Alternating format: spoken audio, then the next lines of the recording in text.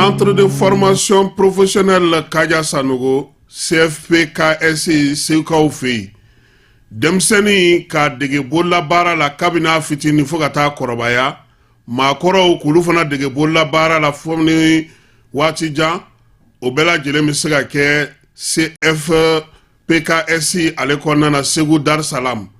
Niye kalanso intaka alaje. Mamu ba feka masonya dege, menuisier dege, plomberie, sanitaire, peinture bâtiment, menuisier métallique ni menuisier bois ko bela jelenke senata sra bela jeleni bagamara ni jegalamo ibesega o bela jelenke centre de formation professionnelle Kaja Sanogo la Seuka ofei uma dauma minye machinisier agricole carrelage katafe staff ni décoration ma nunu bela jelemeke bayele mali mina olu fana be ubulo kulu kala musolakaw jɔyɔrɔ ka bon u ka kalan kɔnɔna na kosɛbɛ sabula npogotigi caman bɛ u y'olu dege nin waati laban ninnu na yaasa u bɛ se k'u boloma yɛlɛma cogo min n'aw b'a fɛ dɔrɔn ka aw den tɔgɔ sɛbɛn kabini u fitinin fo ka taa se o kɔrɔbalen ma a ye boli joona aw ka se Segu Medine min ye Dar Salam yɔrɔ in yɛrɛ man jan kosɛbɛ tɔn artisanal ale la Medine sugu kɛrɛfɛla la walima nɛgɛjuru sira a bɛ se ka 76 03 12 23 walima 66 03 12 23 21 73 67 96 Segu Dar Salam min centre de formation professionnelle Kaja Sanogo ye CFP-KSI ale bi maa taa yɔrɔ bɔ siniɲɛsigi o labɛnko ɲuman kama.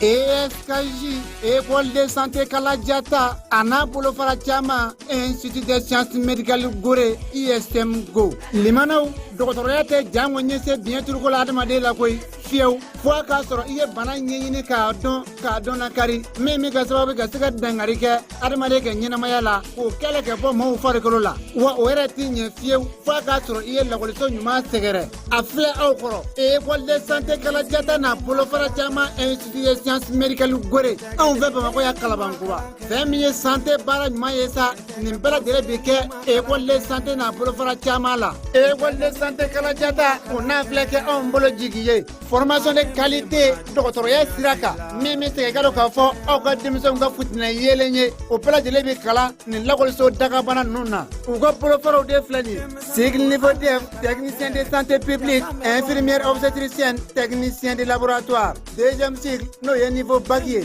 infirmier d'état, sage-femme, biologie médicale. Formation wara au cofé, aide-soignant, Katapara Matronica, Nimbala de l'Edesledo, École de santé Kalatana, Bolofara Chama, Institut de sciences médicales Gorela. Aywa, la qualité, Ani la qualité de Zomo, Aya Seva Jona, Aka la qualité de Zagare, Yoni Jamaka Chaya, Utogole de Fla, on va Calabanguraya, Hôtel Wasulu Cofé de Choi, Waligele Negatiu Bamba, 76, 45, 85, 40. Non média 20, 80, 22, 20.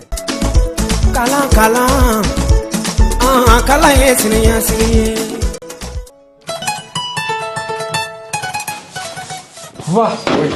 j'ai mon bac. Félicitations mon garçon, je suis fier de toi. Ici. Bon, maintenant que tu es bachelier, en bas que tu connais. Bon, pour voir on est au Canada, les États-Unis, Corée, bon trop. Eh Mouna. Eh ben, où est-ce qu'on est au Canada? Ah oui, tel père, tel fils. N'est-ce pas Kalanki? Mais amlo ko tu connais ça. Ah, en mettant EduX là. EduX. Oui, EduX, il y a quelques années, c'est eux qui ont fait les démarches pour ton grand frère. Ah bon? Et il a son master, il a commencé à travailler. Oui, allô? EduX, c'est une équipe expérimentée qui assiste vos étudiants dans l'admission universitaire, la demande de visa, l'accueil et l'installation et assiste vos étudiants jusqu'à l'obtention de leur diplôme. Choisir EduX, c'est s'ouvrir les portes des meilleures universités au Canada et aux États-Unis. Appelez dès maintenant le 76 54 18 57 et permettez à votre enfant de réaliser son projet d'études.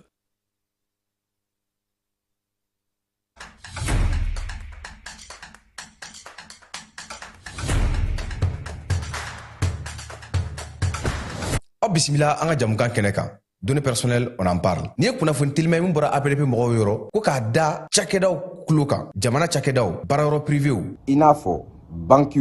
microfinance, hôpital, laboratoire de santé, agence de communication, presse écriture, presse audiovisuelle, minu, boulangerie, supermarché, hôtel, bar, restaurant, école publique, école privée, avocat, notaire, huissier, pharmacie, société de vente de véhicules. Jamana cakɛda fɛn fɛn bɛ baara kɛ adamaden tɔgɔ la kunnafoni Mali kɔnɔ ko courrier bɛna se aw ma k'aw invité aw kana ka traitement déclaré au niveau de l'APDP ni courrier nin sera aw ma aw bɛ se ka wuli ka se APDP la aw ka traitement ɲɔgɔn fɛ aw b'a cartographier k'a dɔn aw kan ka formulaire jumɛn rempli o formulaire remplilen kɔfɛ aw kan ka musaka joli sara o bɛɛ lajɛlen bɛ d'aw tulo ka APDP la walasa aw ka kunnafoniya sɔrɔ ni courrier ninnu na aw bɛ se ka nɛgɛjuru ci 20 23 86 15 ou bien ka wuli ka se APDP la ɲɛfɔli ka k'aw ye k'aw bilasira.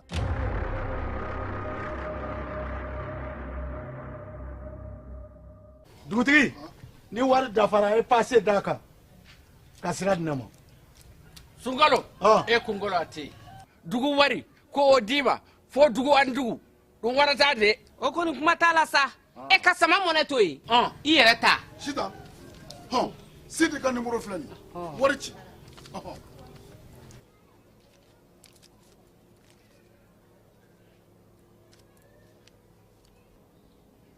wari sera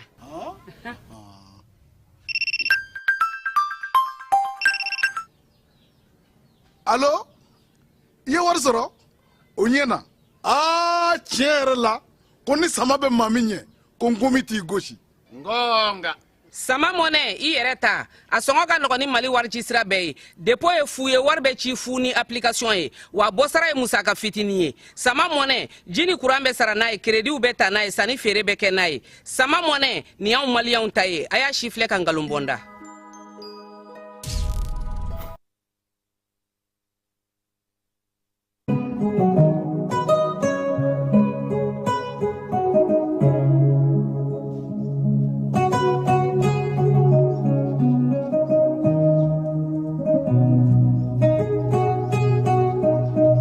An bɛ aw bɛɛ lajɛlen fo k'aw waleɲuman dɔn aw ka jani sugandili la bi juma su in na n'o ye alamisa ye tubabukalo tile 24 n'o ye octobre kalo ye k'aw bɛɛ lajɛlen fo k'aw waleɲuman dɔn fala ye e fana sa fɔ n ka semisi made in USA ɲɛna sa n ko nin bɔra États-Unis de nin ɲɔgɔn na ye maa la yan fɔlɔ wa bon n furelen tɛ sa mais a ka bon ma dɔɔnin na ou bien a bɛ cogo di banna mais nin tɛ ne ka fini ye ne tɛ se nin fini ninnu don cogo la an bɛ bɛɛ fo ka bɛɛ waleɲuman dɔn maliyɛn bɛ fa o fa k'aw bɛɛ lajɛlen aw ni su fala ye su in na ordinateur kɔni ale banna fɔlɔ an b'a dɔn a sɛgɛnna a ye dɔ kɛ kurantigɛ ka na in a ti tɔtɔ diɲɛnatigɛ ko foyi la nka n'ala sɔnna ma an ka panneau solaire ko an bɛna n'a sigi sen kan an ka min k'an ka panneau sigi a kun taalen no dugula panneau sigi dɔ la a ko k'o baara bɛna ban n'a nana a na directement kɛ ka na anw ta daminɛ pour que an fana ka se ka bɔ nin ko in na ten sa dɔ kɛra fɔlɔ ye dɔgɔkun in kuma o cayara dɛ ne yɛrɛ sigilen no k'an ka jala de kɔnɔ anw ta bɛ di don jumɛn fɔlɔ an fana an kana kɛ division ye an kana kɛ brigadier ye an kana kɛ corps d'armée wa an t'a dɔn port d'armée wa an t'a dɔn jumɛn an kana k'o si ye an kana kɛ armée générale d'armée olu bɛɛ ka girin an ma nka an fana an bɛ dɔɔnin na dɛ an bɛ bɛɛ fo tulo ni yɛlɛ o bɛ jamana in ja nin dɔgɔkun in kɔnɔ an tun y'an ŋaniya su in na n ko an bɛna ɲɛfɔli kɛ aw ye kosɛbɛ munna ninnu ye jala in u n'a ka kan nka an ka ordinateur fala ye ale banna pewu sɛbɛnninw bɛɛ b'a kɔnɔ min ye u kelen kelenna ye fɛn fɛn kɛ cɛ 5 a bɛɛ b'a kɔnɔ sɔgɔmada in na an ye Moribo Kone ta fɔ kunako an ye Asimi ta fɔ donc an bɛ fɛ k'a bɛɛ de bɛn dɛgɛ mɔ bi nka n'ala sɔnna ma an bɛ a labɛn ka bɛn sibiri ma n'an y'an fa zamɛ la kosɛbɛ ou bien n'an tilala n'an bɛ taa an fa zamɛ la an n'an lakali maaw ye fala ye an bɛ médaille di la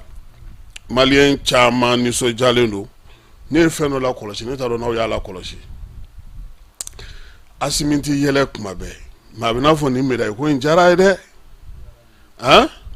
a nisɔndiyalenba de don parce que très souvent ale te jala don mais ni tile filɛ a bɛ ka jala don et puis a b'a tɛgɛ ci ministre tɛgɛ conseiller ministre bannen ça nisɔndiya dɔ b'a la quoi faut que mɔgɔw k'o dɔn o nafa ka bon kosɛbɛ parce que o b'a to fɛn caman bɛ yen olu bɛ nɔgɔya olu bɛ jamana yɛrɛ ka hɛrɛ bɛ a ɲɛmɔgɔ fana ka lafiya la quoi n'ale bɛ lafiya ka fɛ fɛn dɔw bɛ yen olu bɛ nɔgɔya a bɛ kɛ fɛn dɔw fana sababu ɲɛnabɔli nɔgɔyali ye quoi donc jalako in an tɛ ji da ale sɛnɛ kan ten kosɛbɛ bi parce que munna an ye dɔgɔkun bɛɛ kɛ an bɛ ka jalako kuma in fɔ an ye fɛn bɛɛ lajɛlen fɔ jalako in na nka nin dɔgɔkun in kɔnɔ fana an ye mun lakɔlɔsi Keba Jalo o ye k'a fɔ anw bɛ nin bɛɛ la an ni maa minnu bɛ ɲɔgɔn na u sigilen tɛ u dalen tɛ an y'a ye k'a fɔ nin dɔgɔkun in kɔnɔ a fɔra bɛɛ lajɛlen ɲɛna ko Alizeri ko mɔgɔ dɔw bɛ yen k'a b'olu gɛn ka bɔ a ka dugu la n'o ye maliyɛn dɔw ye olu sigilen n'u ka yɔrɔ la Keba an ye sɛgɛsɛgɛli kɛ an taara sɔrɔ mɔgɔ minnu don maliyɛn minnu bɛ yen n'olu ye degun sɔrɔ Menaka bingaliw senfɛ ni o ye Dawusaku ye MSA mɔgɔw olu de caman bɛ u fɛ yen olu de gɛn k'u lasegin nka n'i ye a kuma mɛn u b'a fɔ ko Tuaregu k'u ye Mali Tuaregu gɛn n'o fɔra dɔrɔn maaw hakili bɛ jigin mun na o ye Kidalikaw ye ayi ninnu tɛ Kidalikaw ye Dawusaku olu bɛ bɔ Menaka de Musa Aga Ashratuman MSA mɔgɔw olu ka dugu mɔgɔw don maliyɛnw don an bɛ min fɔ fala Keba dugu in barika bonyana cogo o cogo a bɛ ban don dɔ la wulikajɔ min bɛ sen na ani baara min bɛ sen na an ka wolomasiri tabaw bolo nin don laban ninnu kɔnɔna na hali kunungo Kidal min ye wolomasiri tabaw ye u ye wulikajɔba kɛ Mali fan caman fɛ nin waati na u bɛ ka wulikajɔ kɛ Keba nka an bɛ min fɔ an ka duguw bɛɛ lajɛlen k'u hakili to fɛn kelen na maliyɛn bɛɛ lajɛlen k'i hakili to fɛn kelen na Bamakɔkaw kɛrɛnkɛrɛnnenya la a y'aw hakili to aw yɛrɛ la nin waati laban in na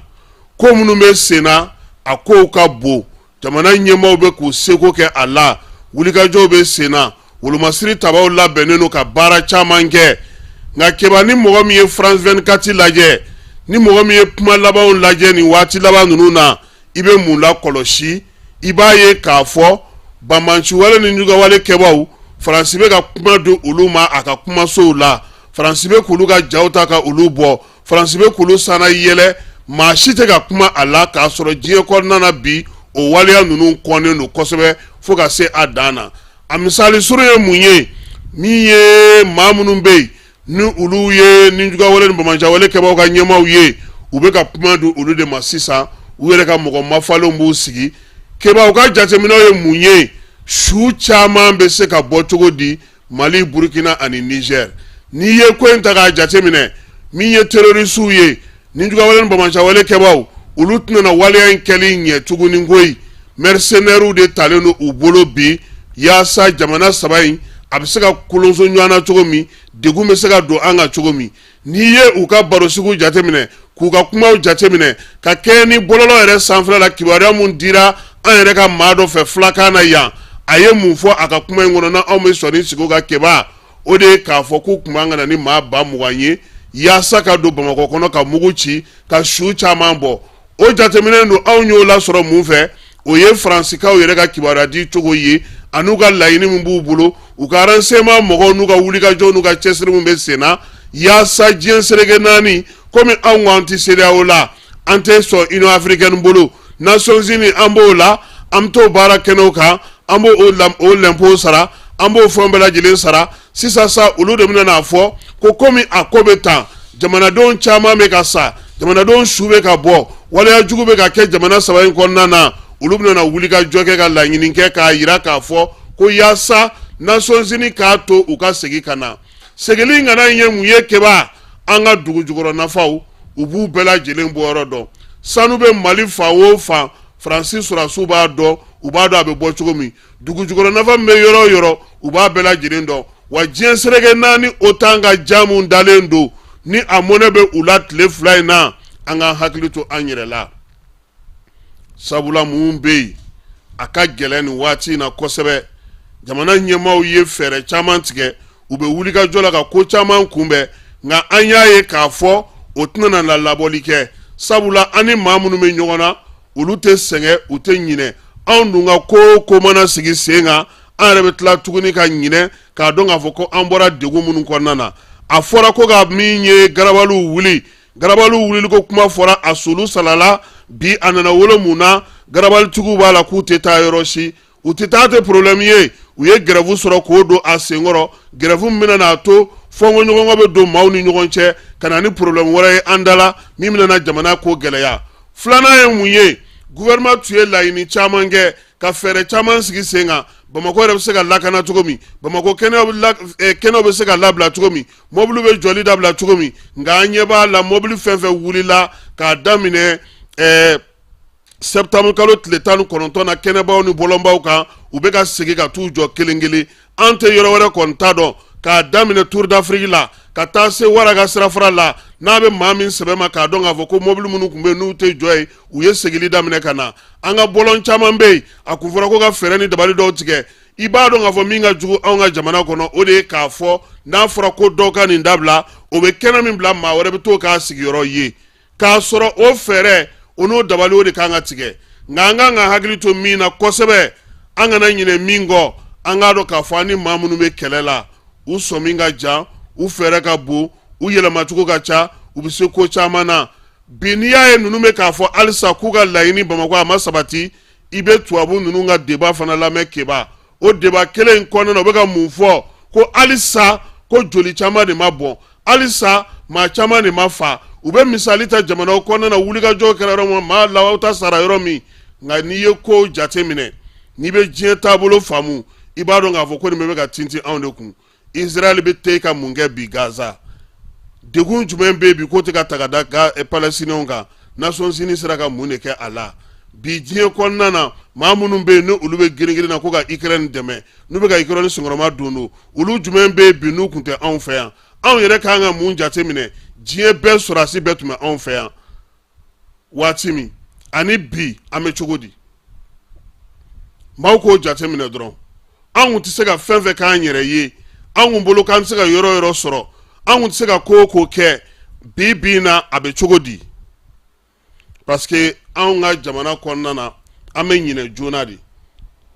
ɲinɛ in o de ye anw yɛrɛ ka degunba yɛrɛ ye an ka ko bɛ gɛlɛya an bolo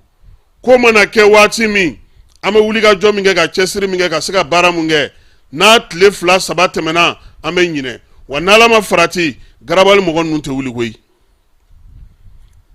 kɔda ta wulila cogo min na Lafiyabugu n'Ala ma farati tɔ ninnu si tɛ wuli ka taa yɔrɔ si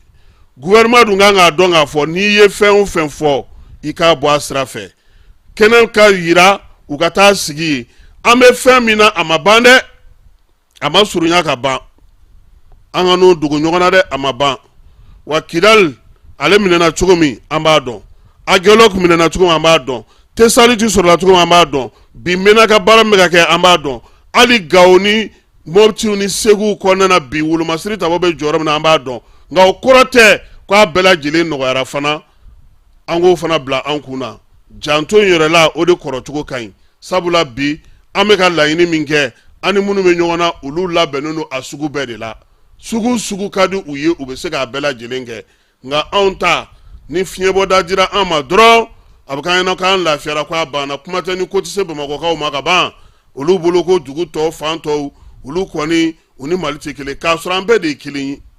an bɛɛ kan ka miiri ɲɔgɔn na an bɛɛ kan ka jɔrɔ ni ɲɔgɔn ye an bɛɛ kan ka dɔn k'a fɔ bi degun min bɛ an kan o degun kelen de b'an kan waleya minnu bɛ u bolo u bɛ ka se ka taa kɛ yɔrɔ tɔw la cogo min na u bɛ se ka n'a kɛ Bamakɔ yan ten mais mɔgɔw kan k'u hakili t'u yɛrɛ la k'a dɔn k'a fɔ mɔgɔ nana an fɛ yen mɔgɔ bɔra an fɛ yen jɔn de don nin taa ni ka segila minnu filɛ nin an cɛla su ani tile jɔnw don dunan minnu bɛ ka jigin an kan maa minnu bɛ ka don an fɛ yen an bɛ ka waleya minnu ye su ni tile mun de don an yɛrɛ fana k'an taabolo ni an kɛcogo falen yaasa an bɛ se ka lafiya sabula anw bɛ ɲinɛ waati min o b'a sɔrɔ ninnu labɛnnen don ka kojugu wɛrɛ ta ka ɲɛsin an ma anw b'a fɛ ka nin fɔ su in na mɔgɔw k'a faamu k'a dɔn k'a fɔ an bɛ kɛlɛ min na sisan a bɔra ko kɔrɔn koyi Kidal problème tɛ tuguni koyi Tesaliti problème tɛ Aguelok problème tɛ Ber problème tɛ Mali fan bɛɛ de problème don armée bɛ cɛsiri min na su ani tile Ala de b'a dɔn da bɛ u ye suna to u ye nga bela jele ma don ga fo ko ni ye janfa o janfa sisine nye dugubaw kono sigidabaw la dugudenw de mu bela jele ba don bi ka fo ko an nyina an jugu e minye fala an ma fe ka nu fo mogo ko famiya ka don ga fo ni wati labayina ko munu be sena an ga jamana kono an ga nan sigi ka ambulo fla dan senga topeto laje ba nunu wo domba nunu wo konyo ba nunu wo jamalaje kunta nunu wo ko kalantanke nunu an ga dogo nu bela jirin dogaya kungo de ba andala an ga nyesini o ma ya sam sega lafiya tugomi fala ina mborai wolo masiri tabaw u yetakaru forba mugula kidal masurunana ba majore njuga wale ke ba u yu don draki ku ka mobilu minula mun wa famun tumu bulu ka sega domine kai ka u fe demsonu école de minandira adoma an songo préfet alebe mununu salula an songo konnana o wati kele na fana tomoktu préfet bela jele kalgasien ga tomoktu ka u fe a yininu fe autume minge follow o ti beze de jiji ko kuku kale ku chien uku jija uka kale ka chien uku hakili to ala falai ke ba me min faroka mi ye tomiyanka uye ye fana demsonu ye école terminant soro ni ba fe ka an lamé tomia ibe arajo parisien ta ale tomia lamini bela jelena ambu fo ka fo ko u bela jele kunu sunu wati no ba soro sogalono ana kulukoro ka fe beni kirinya o kuma be sena kajolo ka olu fana bola naraka fe ma fla olu ko ni degun soro minye u bora kube stratike kelen woni minena to kelen noy o soma ya ida ka bakutu taro don yoroso dugunani minye moto ambulance ye no bisega mogo tasa katanu dogotoro sula o diruluma so tellement alega licence o yelemana sefa wari milliard keme ani bioro faso ye o soro licence yelemali la mali ni bariki kelen no ka teleke nywana bariki alego ko mali ye min fo aka kodi yelemali ko la ni degumbe bibina ko ale tsega do dafe gouvernement fana ko alebna na tana blafo bariki do na tawla yasa ka do ngafo ko mesena na mborai falai kaba ko dokera ni manu nyafo ke bayana bi iba kalama ko mali jamana ko nana ya dugugolo ko na man koloshi abanse kungoma falai odongo minye ministry sabaye ni kalo entle muga ani kele sene ministry mbe dugugolo ko kuna sana yele kalanso ministry no recherche scientifique ulu de tara gwana nga ufe gwana mali ni shin kangi bulu du nyogoma centre kenedori jo kenen konnana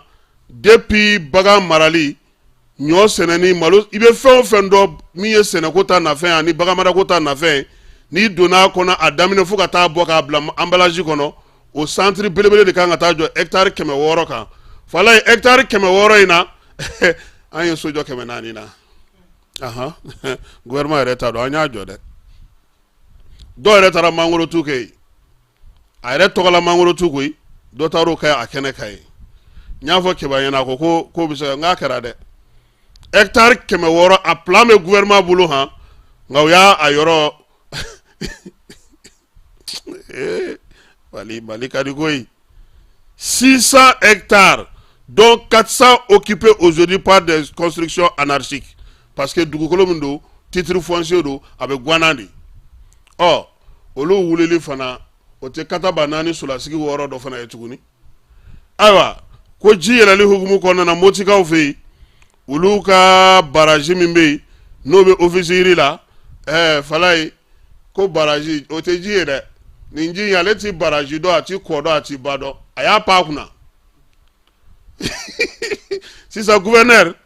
no ye général de brigade Abbas Koke Dameli ale tara keneka kata la ye baram mesika ke ya sa jiteme strain abseka dlantugo minaka nye minye kololo o kana soro ala na mbora sa ko minye anga jamana oni nyogonche ayasi jamana ulu ministre munume nulube jago ko kuna ulu fana tume anfe ya ku bena ko do la barob na seka sigi senga chugomi ame dugo ke ala ko ke ka nye na ayasi jamana la falai polisuma ayasi folode gendarme ma ayasi fo nye foli de kata ken yore na parce que feno fana be fango fana foko famia jamana sabain ukoko degu ne buka ukoko gelea buka ko fu ka ninjuga wale ni bamanja wale ke bawo kele nga na be dugudenw ɲɛna ko ni sera frontière la e kan ka tɛmɛ ko parce que k'aw bɛnnen don a kan o fana tɛ o ti sariya ye dɛ f'an k'o fana fɔ ɲɔgɔn ye dɛ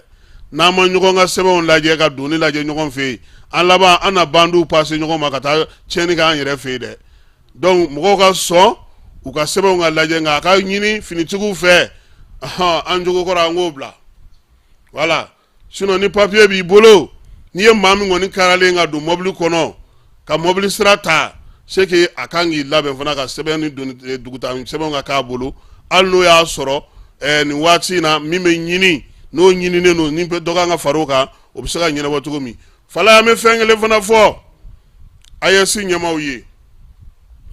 u ka passeport biométrique ko kuma u k'a teliya ne balimakɛ dɔ bɛ Espagne a ko ne ma ko a muso kan ka na Bamakɔ yan ni muso nana décembre fala ye a ye Mali passeport ta nin ye a kalo kelen de ye a ye passeport in ta septembre octobre daminɛ a ye passeport kura in ta Mali passeport kura ta a kan ka bɔ Espagne ka na Bamakɔ yan ale kan ka segin mois de février a ye ne ɲininka ko kuma na ni Mali ni CEDEAO karila ɲɔgɔn na n'ale muso nana a bɛ segin cogo di a ye ne ɲininkali de kɛ ne na ne fana b'a ɲininkali ci aw fana k'a ɲini minnu fana bɛ passeport ko kunna nin ka ɲɔgɔnna mana kɛ Mali ni CEDEAO mana fara ka bɔ ɲɔgɔn na k'a sɔrɔ mɔgɔ minnu ka passeport kɔrɔ b'u bolo u b'a kɛ cogo di ni bɛnkan ma sɔrɔ parce que n y'a mɛn ko kuma ɲɔgɔnyaw b'u ni ɲɔgɔn cɛ ko camanw na fɛn dɔw bɛ yen jamana dɔw bɛ yen CEDEAO kɔnɔ fala ye olu ko hali ni CEDEAO ko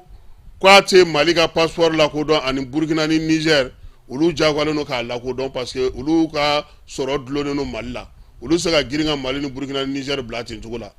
jamana dɔw fana ko n'u y'an bila k'olu yɛrɛ bɛ passeport yɛrɛ bɔ olu yɛrɛ bɛ visa bɔ u n'an cɛ dɔw fana sigilen don kan nka nin bɛɛ la hakili de kan ka kɛ ka baara kɛ jamanadenw bɛ lafiya cogo min an b'a ɲini ɲɛmaaw fɛ fɛnba minnu na ni kunnafoniw kan ka di mɔgɔw ma ni maaw kan ka bɔ kunpa la a ko la o ye nin n'a ɲɔgɔnnaw ye o don ko an y'a fɔ yan ko ni ko y'i sɔrɔ i bɛ taa ɲɛfɔ yɔrɔ jumɛn dɔ ko ma bi k'a taara commune de tribunal la fala ye a taara k'a bɛ taa aw ka papier in tɔgɔ di nationalité de don an taara o jumɛn de don k'a taara k'a kɔni bɛ taa papier dɔ kɔni ta commune de tribunal la k'u ko maa min bɛ digitalisation téléphone bɛ maa min bolo k'o bɔlen don ale ko a b'a yen na fala ye an bɛ taa fan fɛ an sera ka ɲɛbila kuma mun sɔrɔ ka fɔ mɔgɔw ye yanni ordinateur ka kunu sini sɔgɔma o ye nin ye sinon kibaruya caman bɛ yen kibaruya minnu yɛrɛ bɛ yen yɛrɛ o ye k'a yira k'a fɔ ko an ka jamana ɲɛmaaw sanuko problème in na u bɛ ka baara min kɛ fala ye a bɛna nɔbɔ nka sisan an bɛ min ɲini u fɛ u kana sɔn mɔgɔ si ka bɔ ni sanu ye Mali da fɛ ni n'a ma raffiner yan i b'a dɔn ko kabini Gana ye sanu koli daminɛ a yɛrɛ fɛ yen yanni ka bɔ n'a ye Gana bɛ premier la sanu kana bɔ bani ni sanu tora k'a bɛ raffiner yan hali n'aw ma fɛn wɛrɛ kɛ an ta bɛ ye a la donc sɔɔni sisan an b'an ka maa welelen ladon bi su in na muso b'an bolo muso min don fana fala ye a fana cɛ sirilen don dɛ fila fana don ni mu filanan ye sɛda dɔ kɔni ye kuma dɔ fɔ bi ne ni Keba yɛlɛ ne t'a fɛn fɔ maa ye fɔlɔ ni bɛ wari ci i bɛ wari ci nɔgɔya la ni bɛ wari da i bɛ wari da nɔgɔya la. Sama mɔnɛ bi maliyɛnw jɔrɔna ko n'u hamina ko dɔn o de la sama mɔnɛ ma fɛn fara a ka wari cili musakaw kan wa a ka nɔgɔ ni Mali wari ci siraw bɛɛ ye a ma da aw ma dɛ sama mɔnɛ bɛ dɔ fara aw de kunna wari kan ni wari bonisi ye awɔ ni wari bonisi ye kɔni aw ka sanni kɛ ni sama mɔnɛ application ye aw bɛ wari sɔrɔ aw ka compte bonisi la k'a daminɛ crédit la abonnement télé fo ka taa se courant ni ji sarali ma aw bɛ bonisi sɔrɔ nin bɛɛ la n'a ka bonisi buguna dɔrɔn aw bɛ se k'a yɛlɛma aw ka sama mɔnɛ compte la ka sanni wɛrɛ kɛ n'a ye walima ka taa wari jɛ bɔ an ka lasigiden dɔ fɛ yen aw ye mɔnɛ bɔ aw yɛrɛ la a k'a si filɛ sisan ni sama mɔnɛ application téléchargeli ye Play Store walima App Store kan ka sɔrɔ k'aw tɔgɔ sɛbɛn ni sama mɔnɛ ye aw de kunna wari bɛ augmenter sama mɔnɛ i yɛrɛ ta awɔ i yɛrɛ ta ni i yɛrɛ ta ye an filɛbaaw ani an lamɛnbaaw an b'aw bɛɛ lajɛlen fo ka waleɲuman dɔn bi su in na an ni maa min bɛ ɲɔgɔn bolo o ye Binta Jalo ye an b'a fɔ ka waleɲuman dɔn ka bɔ fo sigida 4nan ka na sigida 6nan na a ko ma nɔgɔn kosɛbɛ nka min ye kɛnɛ in ye y'a sɔrɔ a diyara n ye an b'i fo association faso ɲɛtaa baaramaw an b'u bɛɛ lajɛlen fo k'u waleɲuman dɔn su in na an bɛna baro kɛ aw ka tɔn kan aw ka laɲinibaw ye mun ye ani aw yɛrɛ ka wulikajɔw bɛ kɛ cogo di tɔn in yɛrɛ sera ka mun ni mun kɛ jamana kɔnɔna na fana kibaruya minnu bɛ yen k'a daminɛ jalako la kalata ko kumaw bɛ sen na ani révision liste kow bɛ sen na fo ka taa se école ta ma ani sanji kɔlɔlɔ ye maa minnu sɔrɔ nin waati in na an nana baro kɛ o bɛɛ lajɛlen kan an b'i fo fɔlɔ k'a fɔ k'i bisimila an ka kɛnɛ kɔnɔ ayiwa an dora la bi Falaye nin ji n'an jɛ bi fulamuso nana nka nɔnɔ t'a bolo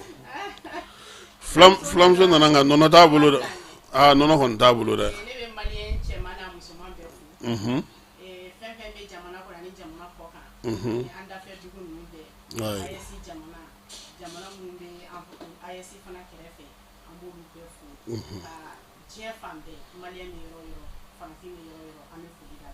ayiwa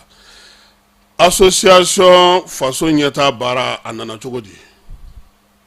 bon sani a ka se association faso ɲɛtaa baara ma ne yɛrɛ tun kɛra candidat ye 2020 o kɛra ensemble pour le changement ni mɔgɔ de jɛra n nana présenter candidat indépendant bon ɲɛ b'a la jamana in kɔnɔ réflexion nana na an bɛ wuli k'an cɛsiri ko caman na mais faso in bɛ taa ɲɛ cogo di o de nana ni idéologie faso ɲɛtaa baara que tu sois politicien société civile i kɛra maa o maa ye i kɛra sɔrɔsi ye i kɛra maa o maa ye bɛɛ b'i yɛrɛ sɔrɔ faso ɲɛtaa baara kɔnɔ an ka association sigilen don de pour que fɛn fɛn bɛ taa ni faso ye ɲɛfɛ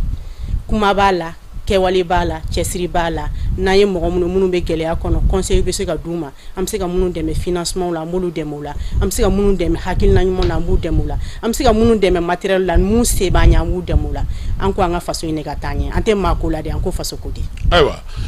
tɔndenw olu bɛ Mali fan jumɛn ni fan jumɛn ni tɔn yɛrɛ jabala yɔrɔ jumɛn ye aw bɛ baara kɛ cogo di tɔn in bɛ commune 4 de kɔnɔ a sigira yen nɔ de mais tɔn in représenté no Segu a représenté no Kayi a représenté no Kati a représenté no France awɔ aw bɛ baara kɛ cogo di an bɛ baara kɛ cogo min na an bɛ cotisation kɛ an bɛ ɲɔgɔnyew kɛ chaque 2 semaines mais komi a tun fɔra ko ka fɛn politique fɛn ninnu bɛɛ jɔ réunion ni concertation ninnu k'a bɛɛ jɔ o de y'a to an bɛ ka an fɛn a la mais a fɔra ko k'a kɛ tuguni an bɛ ka wuli ka a relancer tuguni awɔ a bɛ fan bɛɛ hali Kassim yɛrɛ e bɛ faso ɲɛtaa baara la e bɛ baara min kɛ ala yɛrɛ de b'o dɔn i bɛ ka baara min kɛ pour que faso ka taa ɲɛfɛ kumakan na jɔyɔrɔ la ani k'anw minnu wele hakilina ye minnu ye parce que faso in t'i jɔ ni minnu bɛ mun dɔn n'o m'o fɔ ɲɔgɔn ye parce que an ye chance sɔrɔ ka fɛn dɔw ye diɲɛ kɔnɔ ka fɛn dɔw faamu n'an dɔgɔninw m'u ye n'an fana m'olu bila o sira kan pour que faso kanu bɛ se ka k'olu la u bɛ se k'u jɔ faso u kolo la cogo di faso ko ye faso kanu diyagoya de don bɛɛ kan ka baara kɛ faso ye diyagoya de fana don i se ka a fɔ faso ka fɛn kɛ ka sɔrɔ e ma fɛn kɛ faso ye o de hakilina b'a la Binta an b'a dɔn k'a fɔ jamana in kɔnɔ ni fɛn ka gɛlɛ o ye ka tɔn sigi kuma tɛ i ka kɛ muso ye min ye ko kun ye o ka di i ma baara jumɛn ni baara jumɛn aw sera ka olu kɛ tɔn sigili ni sisan cɛ ani kulu jumɛn kɛrɛnkɛrɛnnenya la aw ɲɛsinnen don o ma parce que i bɛ taa sɔrɔ dɔw bɛ yen olu ka kulu bɛ sigi ka ɲɛsin musow ma dɔw ta bɛ sigi ka ɲɛsin denmisɛnninw ma dɔw ta bɛ sigi ka ɲɛsin baarakɛlaw bɛ école karamɔgɔw ni fɛnw ma bon comme n y'a f'i ye kuma daminɛ kɔnɔ cogo min na faso ɲɛtaa baara de don a bɛɛ b'a la bon an ye wulikajɔ minnu kɛ san nalen an sera ka pont dɔw labɛn ka taa dɛmɛ di olu ma sinistre minnu fana bɛ yen an ye dɛmɛ k'olu fana ye an bɛ se ka sensibilisation minnu kɛ assainissement na ani faso kanu ni fɛnw na vraiment o t'i jɔ chaque semaine an bɛ bɔ surtout i ye lycée électoral révision ko min bɛ ka fɔ an bɛ ka essayer ka sensibilisation kɛ parce que mɔgɔ dɔw bɛ yen nɔ olu tɛ télé lajɛ olu tɛ radio lamɛn olu tɛ fɛnw kalama an b'u dirigeanter ka taa mairie ni fɛnw na a kow bɛ kɛ yɔrɔ minnu na an bɛ k'o baaraw de kɛ. ayiwa mais waati laban in na an y'i ye k'a fɔ min ye sanji ko wulilen aw sera talikɔ an t'a dɔn yɔrɔ jumɛn degun sugu jumɛn de b'olu ka parce que nya ka fa ye wele ma daw ke pour que mo ko se ku dem se ko bon taliko yene wele don la chou de fait comme taliko kashi masega yele parce que quartier Tandourou de lielendo taliko poina ko yambugu ni fin akacha bon an balimaw de be an jɛɲɔgɔnw de be an faw de be an baw de be no ne de fana taara suma nse dɛmɛ min ye ɲɔgɔn ku ye ka tila ka wele bila autorité ma ani baɲumankɛla minnu be comme ni cogoya n'an sera ka taa point la a bi ɲɛ parce que bolodɔngɔni kelen ti bɛlɛ ta ne taara mun di a be dɔɔni kɛ mais a t'a bɔ parce que mɔgɔnifin bɛɛ ka sécurité de gulonnen don sirako ni pɔnko la ni san nana n'a fɔra ko baara tɛ kɛ ça augmente le taux de chômage awa an y'a ye k'a fɔ o wulikajɔ in musow ni cɛ minnu bɛ a yɔrɔ la o kuma na u ye fɛn caman fɔ u mago bɛ fɛn caman na e yɛrɛ bolo bi u mago bɛ mun ni mun na ka fara an ye min mɛn kan bon toujours ye mun fɔ o de don mais État yɛrɛ de kan ka wuli k'i jɔ parce que point ye pɔnba de yɔrɔba de don mɔgɔba de lielen don a la parce que an bɛ se ka taa donc n'a tigɛra olu tɛ se ka taa u ka yɔrɔ maa si tɛ taa État yɛrɛ de bɛ se ka wuli ni a bɛ commune min na n'o ye commune quartier komi fɛn ninnu kɛra décentralisation kɛra u ka essayer ka wuli ka taa nin point labɛn autorité yɛrɛ de bɛ se k'o kɛ n'an bɛ se k'a ɲɛɲini cogo min na ka ɲɛɲini ten pour que autorité bɛ se ka taa an bɛ taa ka taa dépanner de kɛ mais an tɛ se ka kɛ komi État donc point karila wa ou bien a bɛ cogo di a bɛ fɛ ka cun de et puis garde four fɛn fɛn b'a la a bɛɛ de tiɲɛnen don denmisɛnninw tɛ se ka tɛmɛ a kan foyi foyi tɛ se ka k'a sira kan a man nɔgɔn et puis ni san fana nana mɔgɔw tɛ se ka girin ka fɛn parce que ji bɛ yɛlɛ pont sanfɛ i t'a dɔn voilà surtout pont fila de don Musa Mara pont bɛ yen ani pont dɔ in bɛ yen nɔ Musa Mara tun ye wari de ka pont dɔ dilan mais o pont yɛrɛ kɛlen don komi dugukolo n'i y'a ye ko nin bɛ nin sigida ba la nin bɛ Bamako yɛrɛ kɔnɔ yan nɔ ko nin bɛ se ka kɛ cogo di mais n'an farala ɲɔgɔn kan a ka ca Ala fɛ ka an ka autorités ladɔnniya a solution bɛ se ka sɔrɔ a la o de kɔni ka ɲi. Ayiwa sanji ɲinanama in a ye degun ta ka ɲɛsin mɔgɔ caman ma fo ka taa dɔw yɛrɛ bila ekɔlisow kɔnɔna na aw ka tɔn sera ka mun kɛ ka fara talikokaw ninnu kan. bon an ka tɔn ye sensibilisation de kɛ se bɛ minnu ye minnu bɛ se ka minnu bɔ ekɔliso la k'u dɛmɛ parce que ni problème y'i sɔrɔ ka ban i hakili de tiɲɛnen don i t'a dɔn i bɛ bɔ sira min fɛ i bɛ taa sira min fɛ mais a tɛ mɔgɔ min da la o de bɛ se ka solution ɲini an bɛ ka t'u fɛ yen nɔ ni sensibilisation ani an yɛrɛ se ye mun ye ani an jɛɲɔgɔn ani an bɛ mɔgɔ minnu dɔn k'a fɔ nin bɛ nin yɔrɔ la n'i bɛ se ka mun k'a ye Ala kama i b'o k'a ye parce que ni Ala yɛrɛ ko ni aw ma fara ɲɔgɔn kan ka sɔn ɲɔgɔn bolo ale Ala yɛrɛ to o yɔrɔ la. Ayiwa i ye muso ye i yɛrɛ y'a fɔ cogo min na fɛn caman bɛ yen a b'o baara kɛ ɲinan samiya kɛra cogo min e yɛrɛ bolo fɛɛrɛ ni dabali jumɛn kan ka tigɛ ni nin ji ɲɔgɔnna ko k'a bɛ bɔ san wɛrɛ e yɛrɛ hakilina mun ni mun kan ka kɛ labɛn jumɛn kan ka kɛ pour que mɔgɔw au moins dɔ ka bɔ a kɔlɔlɔ la. bon labɛn caman de kan ka kɛ parce que nin fɔra sabanw y'a fɔ ni tiɲɛni min bɛ na Mali kelen tɛ fan bɛɛ de don mɔgɔw ka bɔ jiboli siraw la mɔgɔw kana ɲaman bɔ caniveau kɔnɔ parce que n'i y'a bɔ e ka da la a bɛ taa se dɔ ka da ma dɔ fana b'a bɔ a ka da la a bɛ taa se e ka da ma il faut que maliyɛnw ka don da kelen fɛ ka bɔ da kelen fɛ k'u tɛgɛ di ɲɔgɔn ma sanuya yɔrɔ caniveau minnu bɛ yen nɔ an kana an sigi ka nin bɛɛ di État ma fo an yɛrɛ de fana ka wuli an kana taa terrain fana san ji sira la k'a dɔn ko ji bɛ tɛmɛ nin fɛ ji t'a boli sira bila surtout tiɲɛniw bɛ ka kɛ hali ni wari b'i bolo bi mais n'a nana kɛ tiɲɛni a bɛ kɛ problème ye i se ni fitinin min b'i bolo n'i taara ka t'i ɲɛ tugu k'a fɔ ko i bɛ taa so jɔ ji sira la vraiment ni degun nana a bɛ kɛ jamana bɛɛ ka degun de vraiment ne b'o de fɔ ka sensibilisation ni mɔgɔw ma mɔgɔ kelen tɛ mɔgɔ ye dɛ jama de jɛlen ye État ye fo bɛɛ k'a faamu ni ne ye n jɔyɔrɔ wa ne fana bɛ dan nin yɔrɔ in de la ni ne fana ye nin kɛ n ka jamana ne ka jamana bɛ jɔ a bɛ dilan comportement b'o la faamuyali cogo b'o la tagabolo b'o la fo mɔgɔw k'a dɔn nin se bɛ yen bi mais n k'a to yen sini parce que a bɛ kɛ degun ye dɔ ma. Ayiwa an y'o faamu a dun fana kɔlɔlɔ nana don école la école ta yɛrɛ bɔra dɔgɔkɔrɔ école ta wɛrɛ bɛ ka nalen tuguni novembre kalo tile 4 e yɛrɛ bolo écoliso ninnu minnu kɛlen don bi mɔgɔw jigiyɔrɔw ye est-ce que yɔrɔ wɛrɛ bɛna se ka sɔrɔ ka kalanta kɛ. bon an ye dernière information min sɔrɔ n'a fɔra ko UNICEF ye farala an ka autorités kan ka wari dɔ di pour que mɔgɔw bɛ se ka délocaliser ka écoliso ninnu réhabilitation ni fɛn ninnu kɛ. Moi je pense que ni a donna don sira fɛ ani n'an yɛrɛ dɛmɛ kɛ parce que 600 millions ni ye écoliso yɛrɛ jateminɛ jamana in kɔnɔ a bɛ taa 200 écoles la 600 millions jɔda foyi t'o la o ye formalité dɔrɔn ye mais an yɛrɛ dama minnu bɛ yen parce que n'i y'a ye dɔ bɛ n'i dɛmɛ i ka wara fagali o sɔrɔ a yɛrɛ ku b'i yɛrɛ kun f'i ka se k'o minɛ an yɛrɛ dama bɛ se ka mun kɛ parce que hali ni wari tɛ État kun a bɛ population kun an yɛrɛ bɛ se ka mun kɛ parce que n'i ko ko jamana ka taa ɲɛ a bɛ kalan de bolo n'an y'an sigi tan délai ka reporter a ka reporter a ka hali 9 mois kɔnɔna la programme bɛɛ tɛ ban il faut k'an yɛrɛ de ka fara État kan baɲumankɛla minnu bɛ yen kɛrɛfɛ minnu bɛ se ka fara État kan ala yɛrɛ kama bisabila pour que an denw bɛ se ka taa école la cogo min na. Ayiwa kalanta sera maa caman jɔrɔlen nin ye ko dontɔ ye ɲɔgɔn na sa depuis sunkalo fo ka na se seliba ni fɛnw ma ko bɛ ka don ɲɔgɔn na ɲinan kalanta in yɛrɛ e ɲɛ b'a la cogo di ani a sanjiko gɛlɛya in. Bon ɲinan kalanta in a ka nɔgɔn n'an y'a bila nɔgɔya kɔnɔ a ka gɛlɛn n'an y'a bila gɛlɛya kɔnɔ a ka nɔgɔn cogo di n'an farala ɲɔgɔn kan k'an bolo di ɲɔgɔn ma parce que an bɛ jamana min kɔnɔ nin sisan cogoya t'an bolo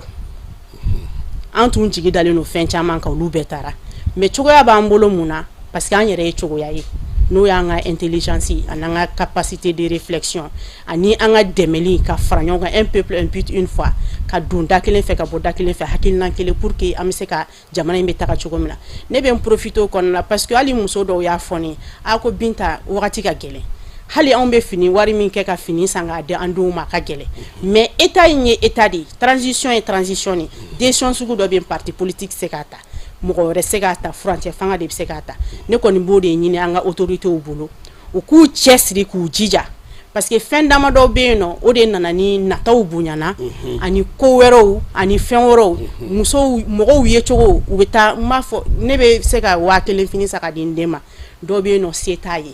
ale se ka foyi san ka d'a den ma n'ale den ne taara den taara école kelen na ale bɛ to miiri la hali a tɛ concentré école ko la ne kɔni b'a fɔ État ye n'an bɛ jamana min kɔnɔ ko sɛgɛn de b'a kɔnɔ u k'a ye sa u k'an ka tenue don ba la Comatex bɛ yen a bɛ emploi créer kelen wa a b'a to terroir fana bɛ baara kɛ u bɛ wari sɔrɔ tenue 2 san kɔnɔ anw y'an ka écoledenya kɛ wagati min na a bɛ san bɛɛ kan anw bolo vraiment u b'a to bɛɛ bɛ bɛɛ bonya bɛɛ bɛ to mɔgɔ tɛ n'a fɔ nin ye fantan ye nin ye faama ye i tɛna vie extraordinaire ɲini maître tɛ na exciter foyi tɛ na kɛ le comportement va changer il faut que État ka jɔ o jɔyɔrɔ de la n'a jɔra o jɔyɔrɔ la parents d'élèves minnu fana y'anw ye ani an minnu ye association tigiw ye an minnu ye parti politique ye an minnu bɛ jɔyɔrɔw la jamana kɔnɔ mun bɛ se ka taa mun kɛ i ka source la n'o y'i ka base ye parce que an bɛɛ tɛmɛna école dɔ de la État y'a k'anw ye dɛ mais bi État mɔgɔw b'anw ka dɛmɛ la anw bɛɛ ka kelen ka dɛmɛ la parce que e bɛ se ka 40,000 sɔrɔ mais e bɛ se ka 40,000 bɔ a la ka taa di ka école directeur ma i bɛ taa sɔrɔ ɲɛgɛn dɔ falen don i bɛ taa sɔrɔ tableau dɔ déterné don i bɛ taa sɔrɔ nin kɛlen n'a fɔra ko nin bɛɛ budget ka bɔ État kun a tɛ se ka kɛ f'an ka fara ɲɔgɔn kan mun bɛ se ka dɛmɛ min k'a ka côté la a o bɛɛ ma se yɛrɛ yiraw ni fɛnw na i b'a k'i ni Ala cɛ parce que État de fournir la mais bi e fana ye sɔrɔ kɛ e kan ka mun kɛ i ka jamana ye. Ayiwa an ye fɛn dɔ la kɔlɔsi kalantan ko in na o ye k'a fɔ kɛnyɛrɛye aw yɛrɛ bɛɛ b'a kalama an bɛɛ kala lajɛlen kɔni tɛmɛna faso ka ekɔliso de fɛ an ye kalan kɛ fo ka taa tila an bɛ faso ka ekɔliso la nka bi kɛnyɛrɛye ekɔliso cayalen don a dun fana mɔgɔw b'a fɔ fana ko f'olu ni faso ta ka damakɛɲɛ e yɛrɛ bolo est ce que siniɲɛsigi bɛ kɛnyɛrɛye faso kalanso ye ka kɛnyɛrɛyew cayatɔ to an ka sigidaw la wa. Bon a bɛ se ka kɛ ni anw yɛrɛ ye valeur don an ka faso ta la bɛɛ de banna faso in na k'a fɔ ko n yɛrɛ ni yɛrɛ ko nana jamana min kɔnɔ o jamana tɛ yen o jamana tɛ jɔ bon f'anw de fana k'a dɔn sisan tiɲɛ kɛnyɛrɛya ye mais a bɛna taa tourner ne kan parce que bi se b'e ye k'i ka ekɔliso dayɛlɛ se b'e ye e bɛ sara sɔrɔ ka t'i denw don kɛnyɛrɛye ekɔliso la mais e denw tɛ se ka chance sɔrɔ ka t'u denw don kɛnyɛrɛye ekɔliso la bon an dun bɛɛ de bɔra yɔrɔ dɔ la n'o ye État ye hali kɛnyɛrɛye fana b'i yɛrɛ sɔrɔ État kɔnɔna la il faut k'an ka essayer ka État de valoriser parce que mɔgɔw ka système d'éducation tɛ kelen ye kɛnyɛrɛye ninnu caman bɛ na ni notion dɔw ye o notion yɛrɛ olu t'an ka fɛn kɔnɔna ninnu na bon anw de fana kan k'a dɔn nin n'anw ka culture bɛ taa wa nin ne nin tɛ taa wa parce que dɔw bɛ na ni système français ye dɔw bɛ na ni Belgique ye dɔw bɛ na ni fɛn dɔ ye pour wari bɔrɔ na a kalanko don dɛ voilà mais o man ka kɛ i b'a sɔrɔ anw yɛrɛ ka n'i ye la charte de Kurukan fo ka ta kalan sigira cogo min na maa dɔw bɛ se ka kɛ i bɛ diplôme y'a bolo maîtrise y'a bolo mais a ma kalan a tɛ jamana in dɔn a bɛ sisi wayi fɔ mais jamana in sigira cogo min na fo de ka don denmisɛnninw kunna à bas âge anw yɛrɛ ka histoire bɛ yen an ka maabaw bɛ yen n'o ye Sumaworo ninnu ni Sunjata ninnu ye ainsi de suite fo ka denmisɛnninw de cultiver o la bon kɛnyɛrɛyew bɛ projet ni fɛn minnu minɛ a bɛɛ tɛ dɛ u bɛ projet minnu minɛ u b'a essayer ka partenariat kɛ ni document minnu ni fɛn minnu ye il faut que u ka taga n'olu fana ka sira de alors que document initial yɛrɛ b'anw fɛ yen n'o y'an ka jamana ta ye fo jamana yɛrɛ tɛ se ka jɔ fo ka valeur don jamana bien publicw la voilà parce que o ye bɛɛ de kelen ta ye. Ayiwa mais Binta n'i ye nin bɛɛ jateminɛ maa caman b'a fɔ ko faso k'a jɔ a jɔyɔrɔ nka n'a sera olu yɛrɛ bakun ma u bɛ taa n'u den kɛnyɛrɛye la est-ce que o fana tɛ degun ye parce que bɛɛ de b'a la ka public bila ka taa kɛnyɛrɛye la hali se tɛ minnu ye u bɛɛ b'a fɔ ko ka kɛnyɛrɛ nka n'a dun fɔra ko kalansoba fana na ko ka tenue olu kɛlen b'a fɔ ko se tɛ olu ye o dun bɛ se k'u denw don privé la. bon o bɛɛ ye fɛn ni o ye intérêt personnel dɔ don parce que ne Kasim ne b'a dɔn ko ne Binta bɛ hɛrɛ sɔrɔ fɛn min na ne bɛ dɔ in saboter dɛ bɛɛ bɛ balo ɲɔgɔn na don o tɛ tiɲɛ mais f'an yɛrɛ de fana k'an sigi autorité min man kunna olu kana kɛ u yɛrɛ kelen ka hakilina ye dɛ olu de ka u nana jamana de kama u k'a kɛ mun bɛ jamana arranger. n bɛ k'a fɔ tenue ko ta fanfɛla parce que e ye min fɔ mɔgɔ bangebaga caman bɛ yen bi olu b'a fɛ tenue ka don u caman bɛ fɛ a ka don mais n'i y'a ta sisan i bɛna n'a ye public de bɛna n'a kɛ privé tenue bɛ dɔw bolo tenue yɛrɛ suguya tɛ kelen ye k'a sɔrɔ n'i ye jamanaw lajɛ an kɛrɛfɛ privé fara public ka tenue ye kelen de ye. o de y'a to ne ko k'an ka Comatex ta. voilà tenue ye kelen de ye N'i ye gouvernement o privé o bɛɛ bɛ tenue kelen de la ni école-so kɔni don. N'i ye 22 septembre ta sisan i b'a dɔn an ka Comatex fini salon tɛ salon na sini tɛ mais ɲinɛ a ye valeur sɔrɔ bɛɛ ye an ka Comatex ka baarakɛta ye ani société commerciale min bɛ yan n'o ye ITEMA ye bɛɛ y'a ye k'u bɛ se baara la u bɛ se qualité la ni État y'a exiger 1 mois 2 mois ko vraiment ko bɛɛ ka Mali tenue de don et puis il y a beaucoup de quantité bɛ yen nɔ a bɛ taa bila directeur fɛ yen nɔ tu as tous les cas i b'a sɔrɔ n'i ye wari sɔrɔ wagati voilà public ni État ko to o la dɛ bɛɛ de bɛ Comatex san voilà a bɛ kɛ kelen ye o bɛ emploi créer en même temps a bɛ na ni lafiya ye denbaw fan fɛ parce que fini dɔw bɛ yen nɔ i denw b'a don ka taa u bɛ ɲɔgɔn lajɛ de denmisɛnninw bɛ tiɲɛ a b'a la dɛ an bɛ ka denmisɛnninw la éduquer sira minnu fɛ vraiment n'i y'a ta k'a lajɛ ni tenue yɛrɛ mana jamana kɔnɔ an ne ɲɛ tɛ yɛlɛma la avenir ko la denmisɛnninw fan fɛ parce que hali fɔlɔ denmisɛnninw tun bɛ maloya ka sigi ni fini min ɲɛna mais sisan u tɛ maloya parce que u bɛ film na u bɛ nin na nin bɛ nin bolo nin bɛ nin bolo an yɛrɛ de denbaw fana bɛ tila ka encourager parce que n'an y'a ye dɔ den na an den fana b'a nɔfɛ an tɛ fɛ ka fɛn bɔ an den bolo mun fɛnnen tɛ État fana ma éducation dɔ fana don jamana kɔnɔ mun bɛ se k'an bɛɛ fana éduquer ni système ɲɛnama ye wariko tɛ dɛ an ma wari ɲini an ma sanu ɲini an ko État k'i jɔ a jɔyɔrɔ la. ayiwa État k'a jɔ a jɔyɔrɔ la i k'a wele yɛrɛ ye jumɛn ye ka ɲɛsin kalanta in ma ɲina n'o ye kan ka kɛ novembre kalo tile 4. bon kalan a bɛna kɛ a bɛ kɛ dɛ kalan novembre kalo tile 4 a bɛ kɛ dɛ n'Ala sɔnna ma a kɔni ma bɔ a ma fɔ an sigiyɔrɔ in na fɔlɔ an k'o fɔ ka parce que fara ne ɲɛ bɛ système mun na cogo min na a kɛli bɛ bali ne la a kɛli bɛ bali ne la mun na parce que n'i taara école-so ninnu kɔnɔ ani ni aw fan fɛ école-so wa fan bɛɛ parce que ne ka association bɛ fan caman on a toutes les informations dɔw bɛ yen nɔ parce que an bɛ jamana ko de la anw ti a ɲini k'a tiɲɛ anw bɛ se ka minnu ɲɛnabɔ ni information positive a b'o di an b'olu de ta k'olu di parce que jamana se ka jɔ négativité kan quoi jamana bɛ jɔ positivité de kan a mana kɛ cogo o cogo n'a fɔra ko ne man ɲi maa si ma dafa n'a fɔra k'i ka jamana man ɲi i yɛrɛ kan ka maloya n'o ye i kan ka comportement dɔ de ta mun bɛ se ka to a bɛ ɲɛ hali ni bɔra côté négatif kalama i b'a dilan ni dilan cogo min i b'o kɛ o de y'a to ne bɛ autorité wele k'u jija le kati mun fɔra ka kɛ comme 9 mois yɛrɛ mana sigi an tɛ se ka programme bɛɛ tɛ se ka ban mais u k'u jija u ka se ka kɛ a dɔgɔkɔrɔ a délai fana na o bɛ diya denmansaw ye o bɛ diya an yɛrɛ an b'a to i ka ji dɔɔni min an bɛ taa fala ye fan fɛ pour que ka tila ka segin ka na min ye an ka babu fan filanan ye an ka sɔrɔ ka o daminɛ.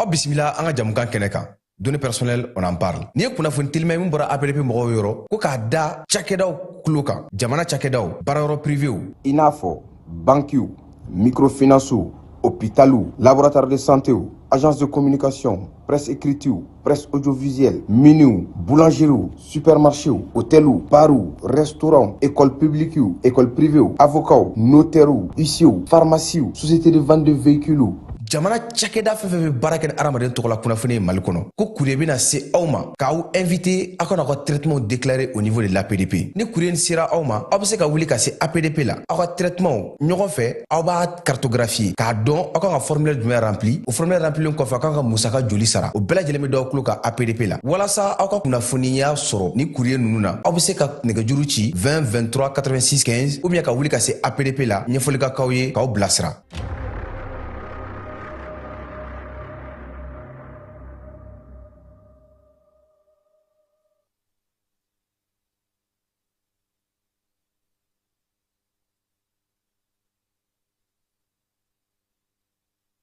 an ka ɲɔgɔn dɛmɛ ka binŋɛnikɛlaw ni maafalaw ni walijugutigilamɔgɔw kɛlɛ a y'anw dɛmɛ an k'aw dɛmɛ ka binŋɛnikɛlaw ni maafalaw ni walijugutigilamɔgɔw kɛlɛ n'a ye kunnafoni sɔrɔ binŋɛnikɛlaw ni maafalaw ni walijugutigilamɔgɔw kan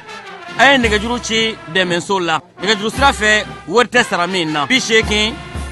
fu ni fu 11 20 walima 80 fu ni fu 11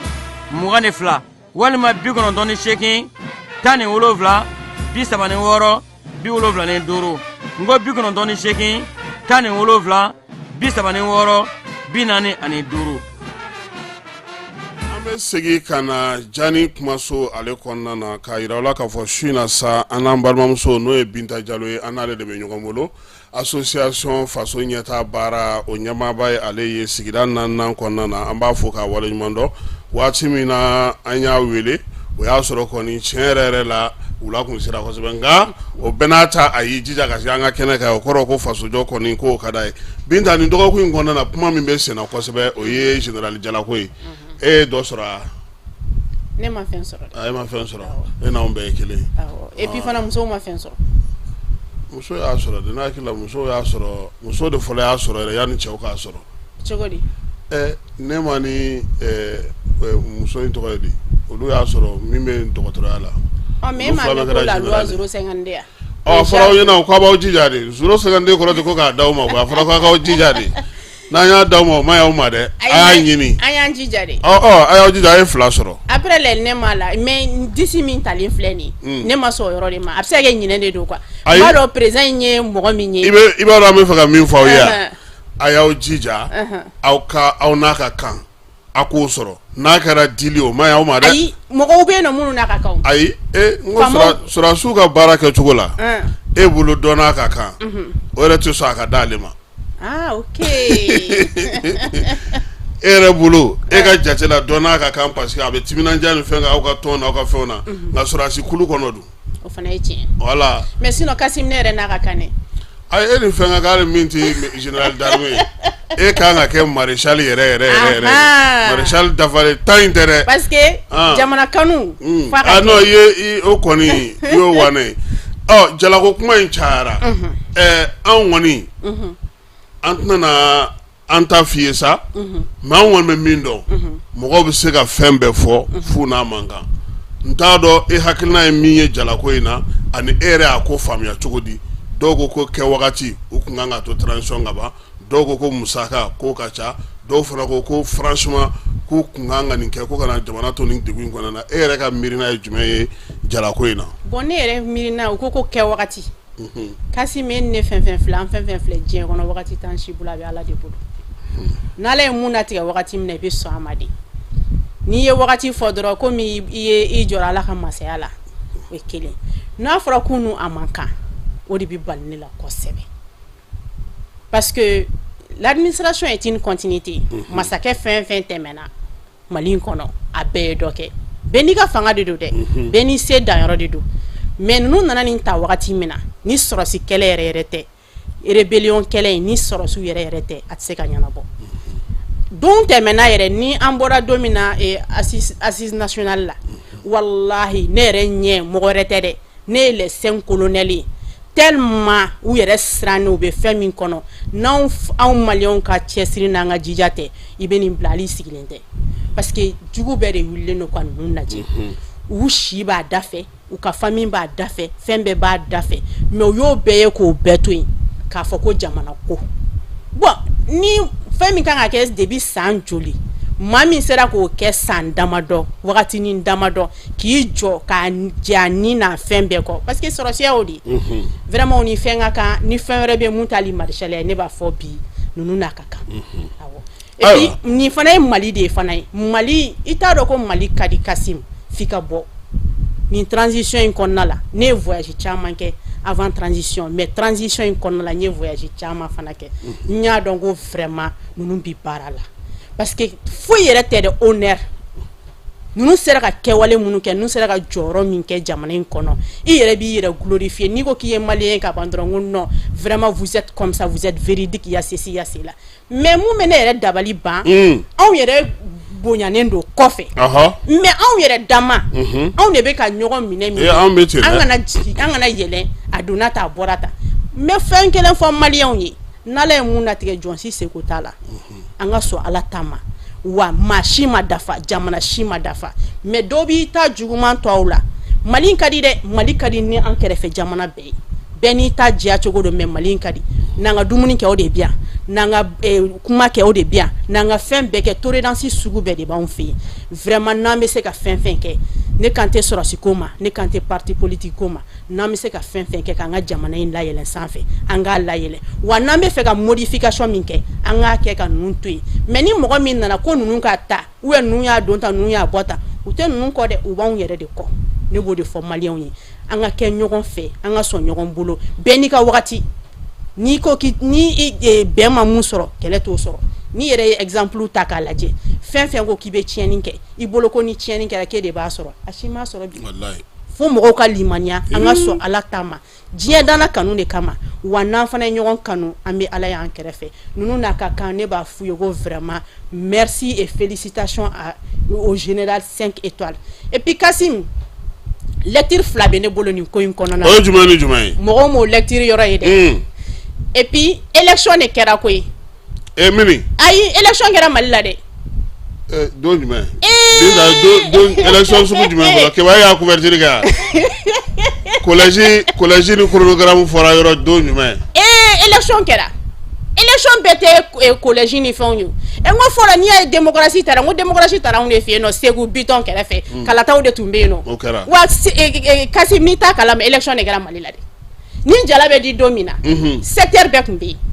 yen religieux tun bɛ yen chrétien ka ɲɛmɔgɔ tun bɛ yen organisme bɛɛ tun bɛ yen ambassadeur yɛrɛ taara a kɛnɛ kan États-Unis yɛrɛ ambassadeur tun b'a kɛnɛ kan muso in kɔni fɛn damadɔ bɛ yen anw b'a ye de mais ko dɔw labɛnnen don duguma de an ka danga masakɛ in na dɛ wa tun dogolen de don ko 5 colonel mais a dara kɛnɛ kan bi ko élection kɛra wa a dira ale de ma ale ye président awɔ ale de ye président a ka jala ni maa si ta tɛ kelen bon nin bɛɛ siga tun bɛ anw de la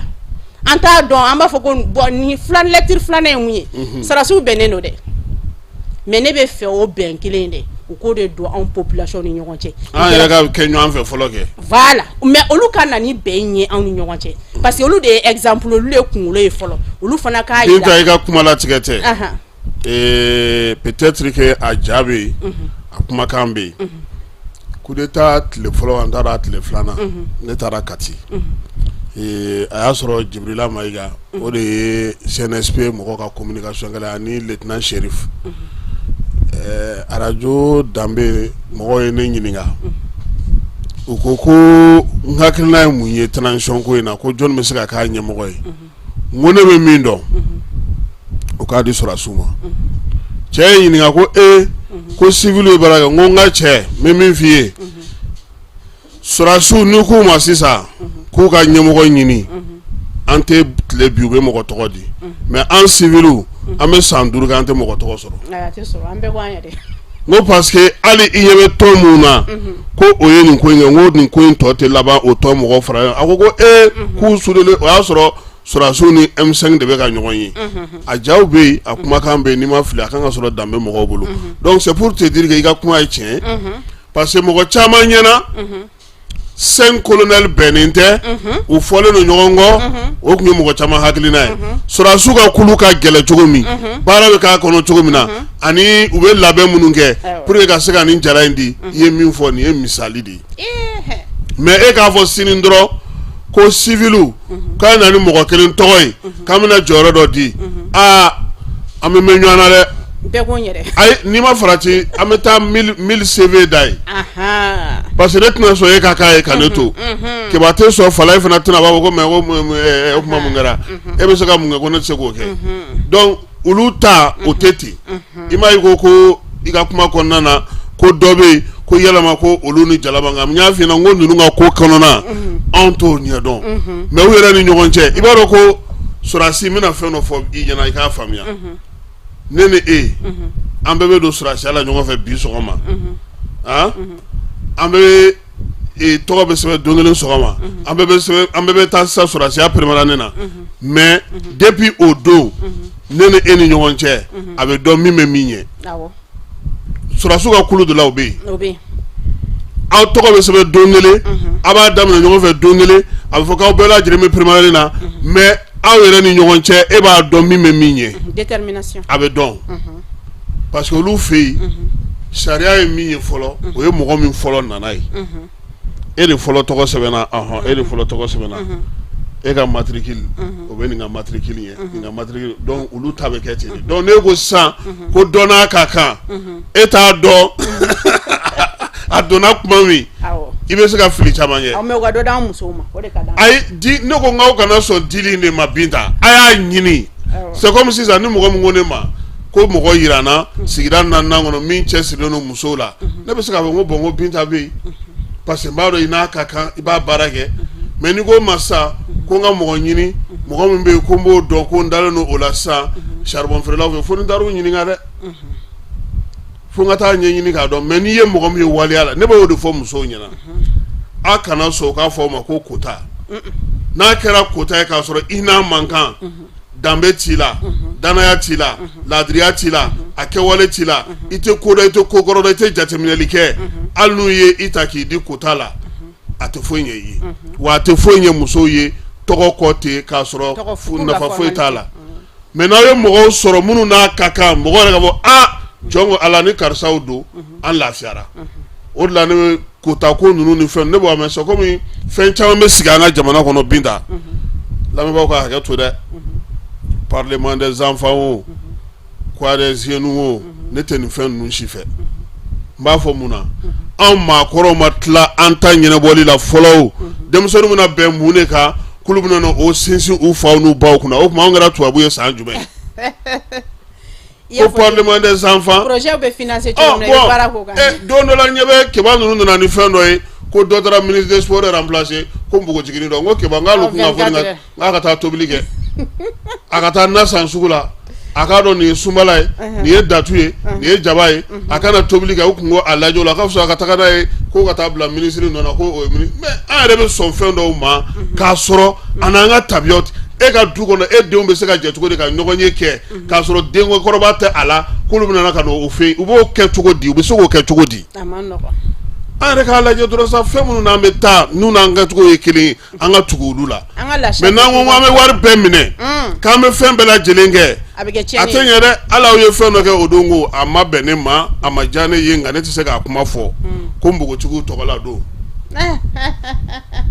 ne bɛ nin fɛn ninnu mɛn ne bɛ n sigi k'u filɛ nka o don n terikɛ dɔ bɛ yen u taara ɲɔgɔn ye ba dɔ k'ale fɛ a ye n wele a ko ko Kasimu ko na k'e bɛ to ka fɛn dɔ fɛ k'i t'i da gɛrɛ yɛrɛ ko wari bɛ nin fɛn ninnu na dɛ n ko ko ne t'o kalama koyi ne bolo n k'an bɛ faso jɔ de la o ye tiɲɛ ko nka ko wari de bɛ fɛn ninnu na mais wari dɔ bɛ mɔgɔ danbe tiɲɛ i ka baw la bon an tɛ k'o dɔn o Binta danbe in dɛ i m'a ye kɛlɛ in bɛ danbe in sinon mɔgɔ min bɛ ka kota ko kuma fɔ anw ɲɛna a ye taa n'u ye guwada la k'u ka tobili kɛ a ma nɔgɔn Binta e ye yaalala i bɛ diɲɛ kalama tubabu dugu la tobili tɛ yen cɛ tɔgɔ la a tɛ yen den tɔgɔ la n'i nana i b'i ta tobi de o ye tiɲɛ anw dun bɛ bɔ baarakɛyɔrɔ la ka na a tobilen don sɔrɔ hali ne taara so sisan n bɛ taa sɔrɔ a tobilen don n magara la n ma maga la a kɔni tobilen don bon olu ko k'e k'o to yen ko ka tugu olu ta kɔ aw dun tɛ kelen ye a ma nɔgɔn aw ka tabiyaw tɛ kelen ye aw ka taabolow tɛ kelen ye aw ka lamɔ cogo tɛ kelen ye aw ka adamadenya cogo tɛ kelen ye olu mana na ni fɛn fɛn ka musakanin d'a kan anw yɛrɛ bɛ girin o nɔfɛ sinon mɔgɔ jumɛn bɛ yen diɲɛ kɔnɔ k'i bɛ se k'a fɔ ko muso ye bolo kɔfɛ fɛn ye o tɛ yen muso jumɛn bɛ yen diɲɛ kɔnɔ bi k'o ye bolo kɔfɛ fɛn ye mais Kasimu o système ye min ye e ma ye Mali ye i min ye un peuple un but une foi n'an donna da kelen fɛ ka bɔ da kelen fɛ jamana minnu m'anw kɔ an bɛ se ka jamana min fɔ diviser pour régner olu fana b'a dɔn n'anw farala ɲɔgɔn kan n'olu m'anw diviser u bɛ na ni projet de toujours mun m'anw diviser parce que wari diyara anw ye anw ɲinɛna an yɛrɛ kɔ. o de la o don président kun bɛ Chine a ye kuma dɔ fɔ a kɔni diyara ne ye dɛ e tɛ dɔwɛrɛ di Mali ma 5 milliards ko e b'a fɔ ko Mali ka taa yan fɛ Mali ka na yan fɛ o kuma mun kɛra i tɛ taa n'i ka 5 milliards i bɛ jɛ i bɛ jɛ de ka t'u yɛrɛ kɔ et puis Ala de bɛ bɛɛ sɔn n'i y'i cɛsiri k'i jija mun b'i bolo k'i wasa don o la n bɛ tilen k'a fɔ Keba ɲɛna yan n ko i ɲɛ bɛ min na k'o b'i bolo dɛ o minɛ ka ɲɛ ban barika b'o de la voilà donc sisan an ye dɔ fɔ nin bɛɛ la tile fila in na fana maaw bɛ ka kalafiliko kuma fɔ dɛ i yɛrɛ da sera lycée électoral révision ko kuma ma fana bɛ sen na caman yɛrɛ ko ko jaladi in bɛ se ka kɛ ɲɛbila ye ka kɛ ni an taatɔ don kalatako la e yɛrɛ hakilina ye mun ye kalata labɛn cogo la ani kalata kelen de don parce que jamanakuntigi kalata dɔrɔn de fɔra ko o dɔrɔn de bɛna na kɛ fɔlɔ furancɛla fanga mɔgɔw fɛ u y'o de fɔ pour que an ka taa aw yɛrɛ ka kuma ko retour à l'ordre constitutionnel k'a sɔrɔ constitution b'a nɔ na ordre b'a nɔ na o fɔra après les nominations non o kɔni o fɔra depuis salon voilà nomination in de ye ne ko n ko élection présidentielle kɛra ka ban i y'a fɔ mɛnɛ awɔ présidentielle in kɛra ka ban ne kɔni ɲɛ bɛ élection fila de natɔ la n'o ye législative ye ani sénat ye sinon présidentielle kɔni o kɛra fɔlɔ o kɛra ka ban président sɔrɔla mɔgɔ kelen yirala voilà responsabilité bɛ mɔgɔ kelen de bolo sisan a b'a bolo voilà n'o ye Assimi Goïta parce que sɔrɔdasi kunda kɔni sɔsɔli t'o la dɛ et puis n'i ye Nations Unies États-Unis ye kɛnɛ o kɛnɛ kan o tɛ ko lankolon dɛ ko dɔ b'o duguma et puis a kɛ kun ye mun ye parce que a 5 colonels confusion minnu bɛ yen nɔ responsabilité ka di kelen ma a ka mandat kɔnɔna la c'est lui celui qui est le responsable de tout bɛɛ ka ɲɛmaa don sisan il se peut que a bɛna 5 ans de kɛ wa a bɛna 2 ans de kɛ a bɛna 3 ans kɛ ne t'o dɔn Ala de b'o dɔn mais élection de kɛra o don a élection de kɛra dɛ le 21 octobre élection de kɛra o siga b'ila yɛrɛ élection de kɛra awɔ pour que an ka se ka fara ɲɔgɔn kan société civile ni politicien an ka se ka fara ɲɔgɔn kan critique t'a solution ye dɛ ne yɛrɛ ko n ko n'a ma ɲɛnabɔ yɛrɛ est ce que ne tɛ taa n bagan gɛn na burusi kɔnɔna la parce que a bɛ ka taa cogo min na ni sɔrɔsiw tora ka fɛn nin cogo la tan an dun tɛna fara ɲɔgɔn kan ne mun yɛrɛ dun jigi ye société civile u farala ɲɔgɔn kan dɛ olu kɔni faralen awɔ mais anw ma fara ɲɔgɔn kan aw tɛ se ka fara ɲɔgɔn kan bon ne bɛ taa aw ka kuntilennaw tɛ kelen ye o an bɛ taa bagan gɛn na bagan b'aw bolo parce que force bɛ ninnu bolo bagan t'aw bolo a t'a to lakana ka na fɔlɔ a ka sɔrɔ ka taa bagan gɛn na mais e yɛrɛ bolo est ce que bi baara minnu bɛ sen na o bɛ se ka mɔgɔ jigi sigi k'a fɔ k'an bɛ sɔn ka taa kalata la san wɛrɛ wa bon ne y'o de f'i ye ne kɔni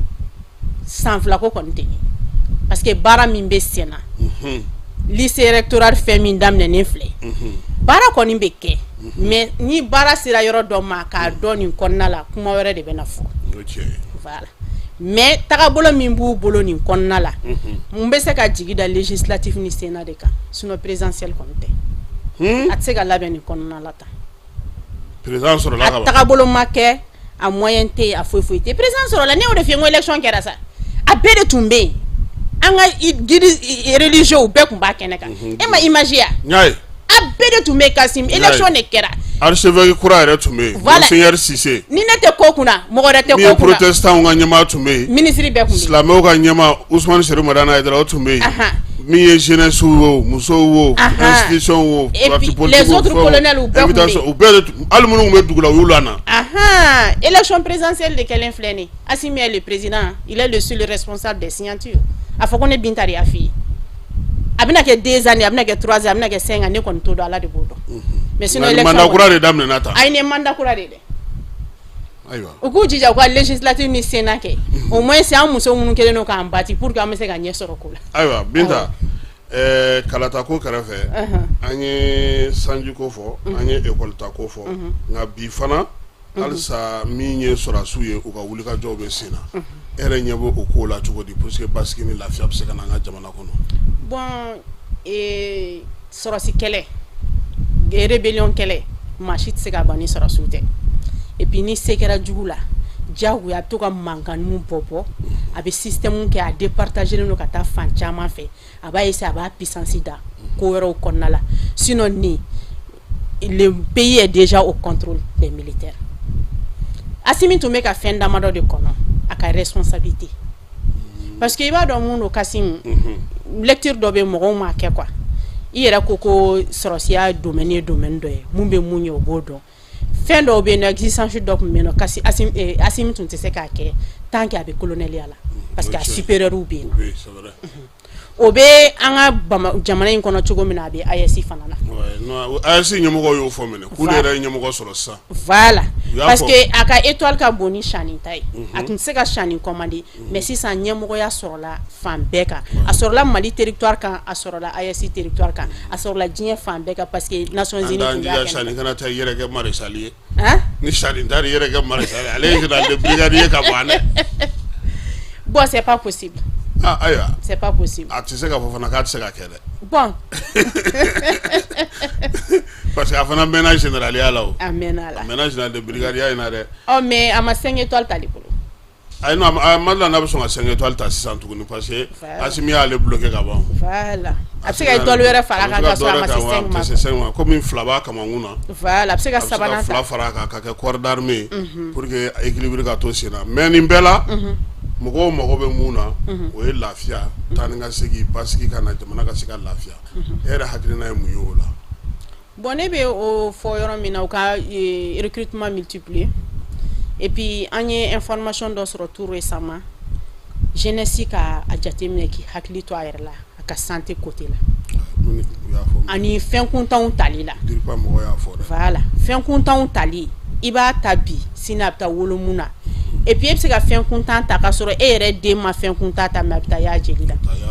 ni anga service de renseignement ani service munu concerne lendo pour que fin content munu be do jamana kono nu se ka lutter contre ça parce que ni fin fana dona kechugo ta la population ne be na utiliser jeunesse de ba utiliser be ñon sensibiliser kata au côté là parce que ni ne be ato recrutement batte se ka ke ma be kota uti soro voilà o de a problème ne kon mo de fo jeunesse ko hakli to ka dumunun ketaw anu ka fin content nuna o ka dabla u yere kama parce que jeunesse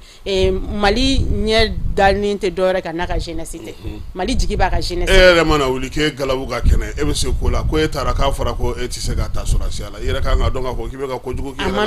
mais ni be mi barake balari do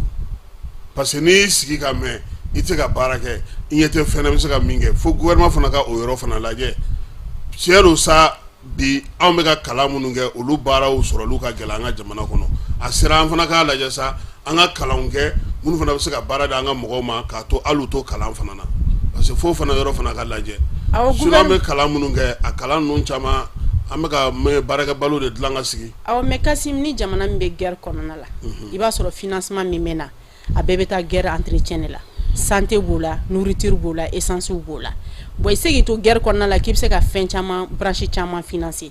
mais an yɛrɛ k'a dɔn k'a fɔ ko an ka baara wuli an yɛrɛ la ka baara k'an kolo la n'o y'an ka bagan maraw ye n'o ye sɛnɛw ye n'o ye fɛnw ye ainsi de suite an bɛ se ka mun kɛ jamana ye nin wagati an k'a kɛ parce que financement fɛn fɛn bɛ sɔrɔ wari fɛn fɛn bɛ sɔrɔ impôt ni fɛn fɛn a bɛɛ bɛ taa guerre de la mais an yɛrɛ k'a essayer sa ka redressement kɛ an yɛrɛ dama ni ɲɔgɔn cɛ ka wuli an kolo la ka fɛn dɔ fana kɛ jamana bɛ se k'i jigi da fɛn min résultat kan parce que i b'a sɔrɔ domaine bɛɛ spécialité bɛ Mali in na yan nɔ mais pour que o tɛ k'a pratiquer et puis sirabu bɛɛ bolo mun o ta kɛ fo fama k'a kɛ ou fo n ka wele e dun ye jamana kɔnɔden e bɛ se ka mun kɛ a bɛ ye de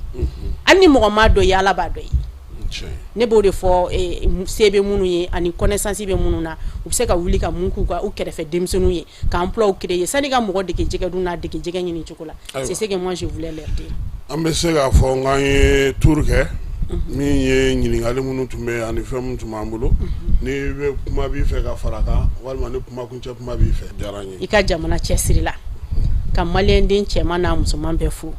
an kana ɲinɛ jamana kanu kɔ an k'an tɛgɛ di ɲɔgɔn ma ka don da kelen fɛ ka bɔ da kelen fɛ o de b'a to jamana in bɛ avancer an kana an désespérer an yɛrɛ la k'a fɔ an tɛ se an ka da an yɛrɛ la n'i ma da i yɛrɛ la ko bɛɛ b'i sɔrɔ wa n'i ma sɔn i garisigɛ ma natako jugu ma i bɛ don da jugu bɛɛ fɛ maliyɛnw a ka don da kelen fɛ a ka bɔ da kelen fɛ an ka sɔn an yɛrɛ ka kow ma k'a dɔn Ala ye nin de d'an ma nin ye anw donni ye an b'a minɛ ni Ala ye an ka ɲɔgɔn minɛ o kan mun mana kɛ wagati min na o ye o wagati ko de ye i bɛ se ka lecture kɛ cogo min na i b'a kɛ ten pour que ka se ka mɔgɔw éduquer o kan